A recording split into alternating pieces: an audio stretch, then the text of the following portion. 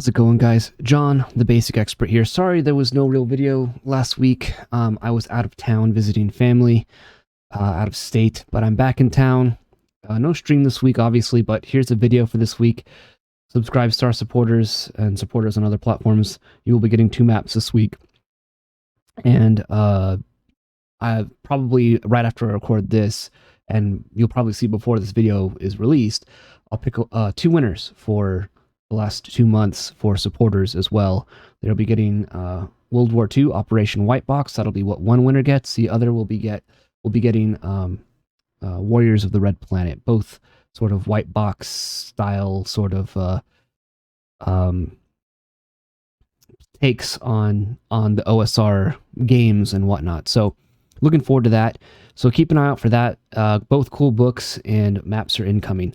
For this week's video, I wanted to talk about something. This was something that was requested by Crafty Matt, a supporter of the channel, and I thought it would be good to talk about it because, I don't know, it's relevant to the hobby. It's relevant to sort of the drum that I've been beating as of late. And, you know, this concept of old school games, sandbox style games, where there's a lot of player agency and players are really the ones that are deciding what's happening. And I wanted to compare 2 starting adventures. So in this video, I wanted to talk about, and again, this is 100% Crafty Matt's idea. He said I should do it, so I'm doing it. But I wanted to compare Keep on the Borderland with The Lost Mine of Phandelver. These are two starting adventures that are separated by many decades and are designed to, within their various editions, introduce players to the expectations of what Dungeons and Dragons is, as what role-playing games within this style of game is. And it's, to me, super interesting how different they both are. Now, this isn't going to be really a review of either of those things. We're not going to be going super in-depth into them. I want to just cover a few different things that I've observed in these 2 different adventures, starting adventures, and just kind of how they are training GMs and players to be different. These are different kinds of takes, really. And I think through this video, maybe a lot of you will see where I'm coming from, the marked difference between old school and kind of modern play, the expectations of a DM, what their role is, what they're doing, what are the players doing, and just really how an adventure is structured too. So I think it'll be interesting, and so I hope you enjoy this little discussion conversation we're going to have in comparison these 2 starting adventures, because I think they'll be very useful in showing exactly what the differences are. So let's get into it. So first things first, let's look, because it's older, let's look at Keep on the Borderlands. This is Dungeon Module B2, Keep on the Borderlands, and it has a good introduction, kind of tells you what to expect with the world of Dungeons and Dragons and role-playing. It's a basic introduction book for Dungeons and Dragons, and it's supposed to be this book that is designed to give dungeon masters everything they need to run a game, at least to start an adventure. And what's interesting is that there's a lot of content, there's a lot of potential for adventure with Keep on the Borderlands. This is a very beloved adventure and setting. People talk about it to this day. You know, you got Victor Gorchev, who co-hosts with me on Monday nights, who wants to do like a modern take on Keep on the Borderlands. He wants to use his OSC rules for his modern necessities and kind of do like a Keep on the Borderlands, but it's like a modern setting with guns and stuff like that, which I think sounds awesome. It's just, to me, this has become such a timeless adventure. And like The Lost Mines of Phandelver, it's designed to teach dungeon masters and players what to expect in the game, for dungeon masters, how to run the game. And, you know, let's just dive into it. So, a lot of similarities right at the start. You know, we have armor. We have like a glossary of terms, and both of these things have it, which is very interesting. You know, we have like armor class, where what cleric is shortened to, fighter is shortened to, magic user, thief, dwarf, etc. Because this is a BX adventure, it's designed. There's races class. And you got some basic rules and whatnot. You got what is the dungeon master, notes for the dungeon master, and one thing that's interesting is that like this module, it says this module is designed to allow 6 to 9 player characters of first level to play out many adventures, whereas Keep on the Borderland, I believe, is 4 to 5 characters of first level. So right there, like I've always been interested, and I've noticed as I've run old school games, like when I was trying to run 5e games, if I had more than 6 people at the table, it was really hard to, as a DM, to just make sure everybody was doing their thing and that everyone had something to do, and that as we went around the table for everyone doing their actions and their abilities, that they were able to do it. So to me, I discovered that like 6 was like the max, 6 players, and that starts to get a little wonky for me. I know people have done more, but that's just my personal ability with the system, right? Whereas with old school, because the rules are a lot more simple, you could run like, what did it say again? 6 to 9 players and be pretty easily have each player be able to do something. And quite honestly, you might want that many players because old school's a little more deadly. So, and there is some expectations that it lays out for you. Like it says, like the group is assumed to have at least 1 magic user and 1 cleric in it. So out of those 6 to 9 people, you should have at least 1 cleric and 1 magic user. So you will need a balanced party. And what's interesting is it talks about the keep is the home base for the players. The players need a home base. This is very similar to Phandelver and Phandalin, I think is the name of the town in Lost Mines of Phandelver. Very similar. There's a very similar approach on the surface where, like, if you're just skimming these things, you'll notice that, okay, they're pretty much the same thing, right? Right. Like if you're not paying attention, you'll be like, this is pretty much the same idea. The game hasn't changed that much. They got the glossary. It has a starting town. In this, it's the keep. In the other game, it's the town. Or in Lost Mines, it's the town, Phandalin. And so it's, it's pretty much the same thing. The players go on an adventure, and in this one, the players go on an adventure. But as you start to read like an old school module like B2, you start to see that it's structured a lot differently. So both things, when they talk about the dungeon master, they say that, the dungeon master should be fair. They should be more like a referee, although the B2 module, the Keep on the Borderlands, really emphasizes this idea of a referee, and even gives a very clear example of like a referee in a sports game or something like that, who's constantly interacting with the players and is adjudicating the rules. Whereas the 5e one kind of leans more heavily into, when in doubt, make it up, is one of the suggestions it gives for DMs, but still be consistent. So at least it says that. I don't particularly like the idea of making stuff up, but especially if you're just learning the game. I feel like if you're just learning the game and you're already trying to change rules, then you don't understand the system. You don't know what you're changing. You don't know what you're tampering with. And especially with a system like 5e, which I feel is, everyone talks about how simple it is. And yes, on the player-facing side, when you're not really thinking about it, it is a very simple system to run. But there's a lot of interconnected subsystems, and if you change one thing, you potentially break something else, or you break someone's class ability or something like that. And so it's definitely, there's a lot of interconnected crunch behind the scenes that players are just not thinking about, and a lot of 5e stands are not really thinking about when they say 5e is the easiest edition that's ever been created. I don't think that's true. But so I feel like that's personally, in the Lost Mines of Phandelver, some bad advice. The rules should be presented as clear and concisely as possible, and there should be examples of like how these rules are used. If you're trying to hit that, this is for newbies who don't know anything about role-playing games or Dungeons and Dragons, and you should use these rules. I don't feel like BX really needs it, because BX is just so simple. It's so straightforward, especially in comparison to 5e.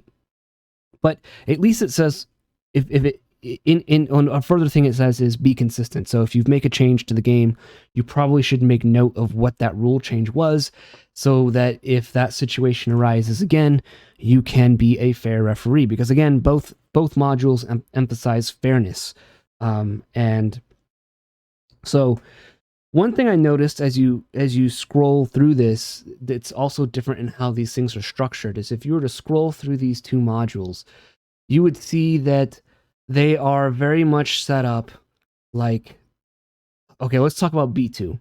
B2 is just, here's an area. These are the NPCs in the keep. Here are some of their attributes, their motivations. Here's this layer. Here's this layer. Here's the Caves of Chaos and who lives in the Caves of Chaos. Here's the monsters that live there and the factions that are there. And it's presented more like just a setting. Like, these things exist here and your players can interact with them. It is designed for a sandbox. Whereas The Lost Mines is very clearly, right from the start, specifies that it's divided into four sections, I guess.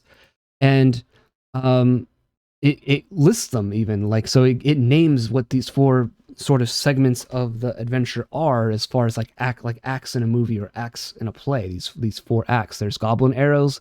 The adventurers are on the road to the town of Phandelver when they stumble into a goblin ambush. There's part 2, Phandelver, where the characters arrive in Phandelver to find it terrorized by the Red Brands, a gang of miscreants led by a mysterious figure called Glassstaff. There's some PCs there and whatnot. And then in part 3, the Red Brands try to run the players out of town, so the characters return the favor and storm the Red Brand lair. So it's already telling you, like, right there. I think that what I just read is key. The players have to do this thing. There's a narrative here. There's a structure. It's structured completely different from how B2 is structured, where B2 is like, here's the keep.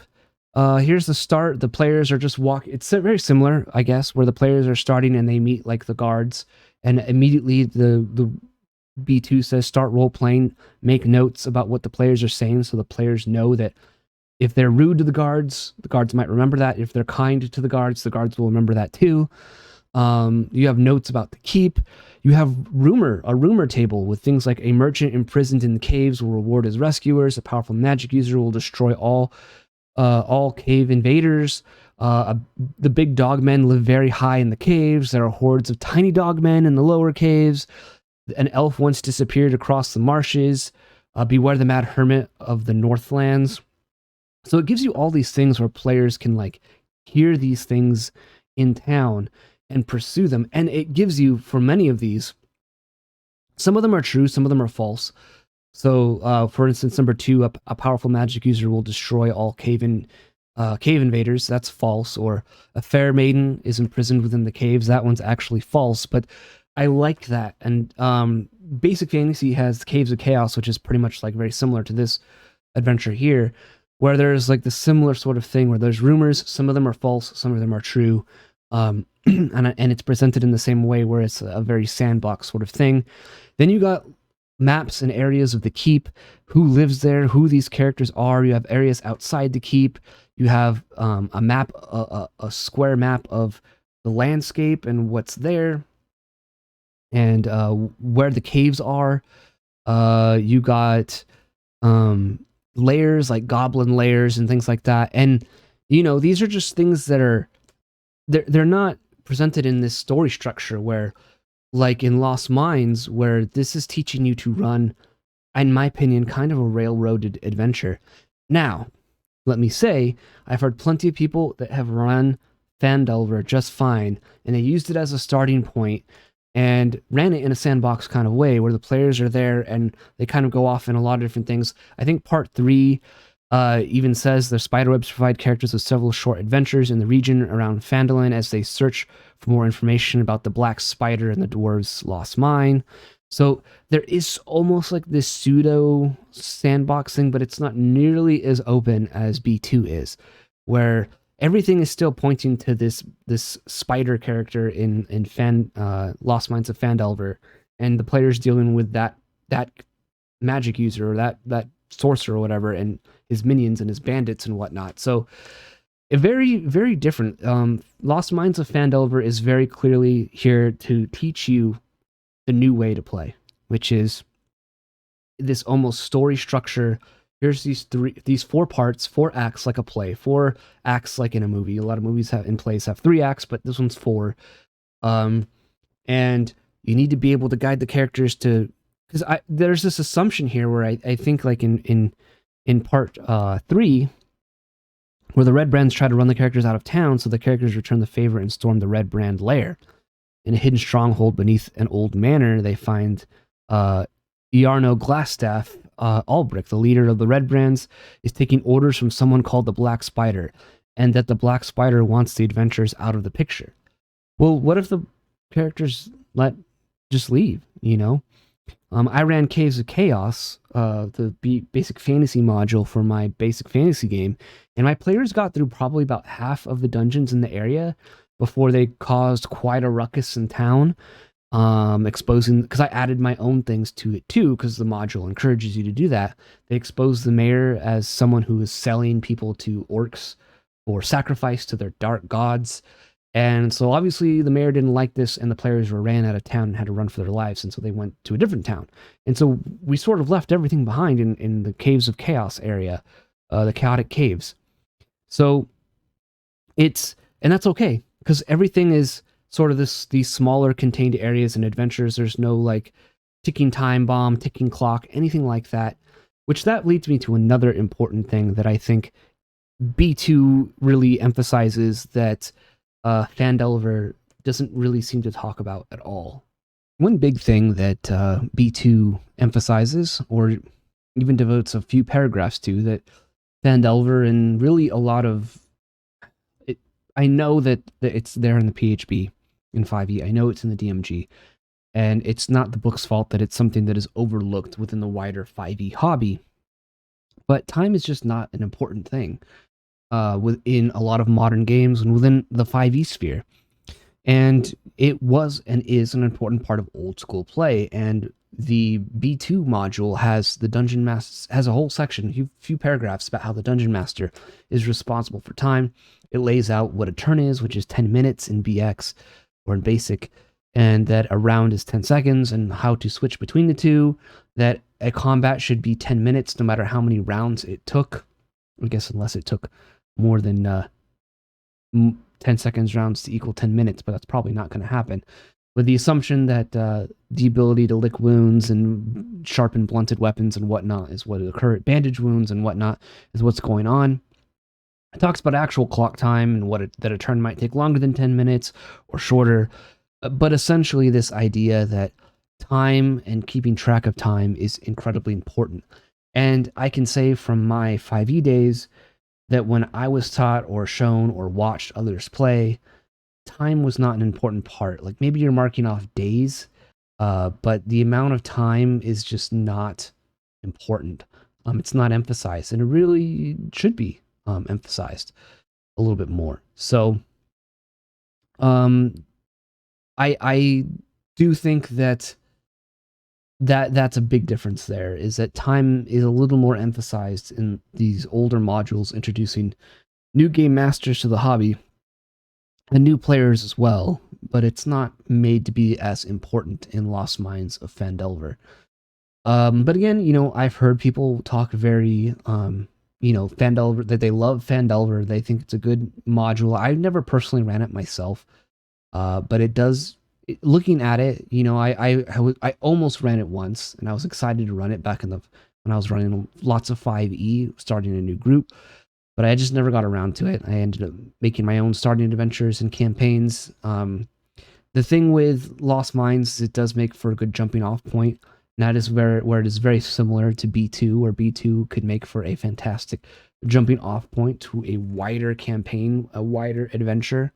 Or the players can leave the area entirely, or they can explore more and more. There's just so much within B2 that the players can explore.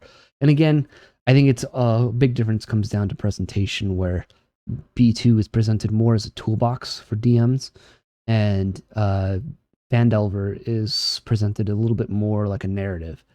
And the assumption that I think that is different here is that the DM is responsible for the narrative in the modern game, and Phandelver caters to this idea, whereas the sandbox is presented in B2 in Keep on the Borderlands, and instead it's the players driving the narrative. We want to go and investigate the orcs or the goblin lair. We want to go check out the chaotic caves.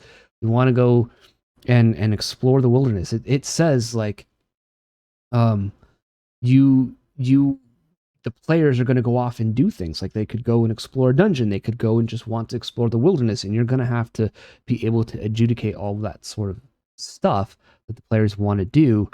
Whereas, again, I think Phandelver presents it in these 4 acts that the players have to do to get to the end. There's a straight line.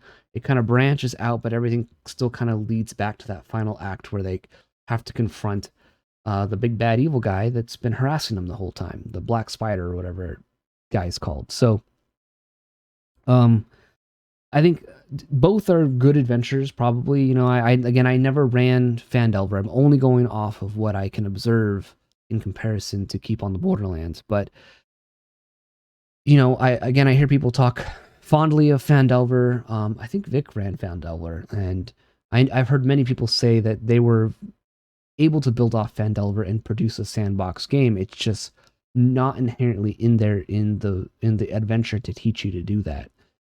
You know, I made a video a while back of the Disneyland dungeon and how Gygax specifies you in AD&D how you build your adventuring area, and Lost Mines doesn't seem to fit that mold so much as B2 does, where B2 is like, here's this whole adventure area with curated random encounter tables, monsters that live in the area. Here's some ready-made dungeons, which Gygax specifies that you should do. You should design the ready-made dungeons, but it's presented again more as a toolbox, not as a here's Act 1, Act 2, Act 3, Act 4. So that's just my opinion. What do you think in comparison to the old school introductory adventures in comparison to new school stuff? Sound off in the comments below. I look forward to hearing what you have to say. If you like this kind of content, like, subscribe, share the video. If you want to support the channel, you can support right here on YouTube. You can support on Subscribestar or on the Guilded server. It means a lot to me. Check out my website, thebasicexpert.com. You can get print-on-demand books of my stuff there, or you can find my stuff on Big Geek Emporium or DriveThruRPG. That's going to do it for this video, guys. Thank you guys for watching. Hope it was interesting. Peace out.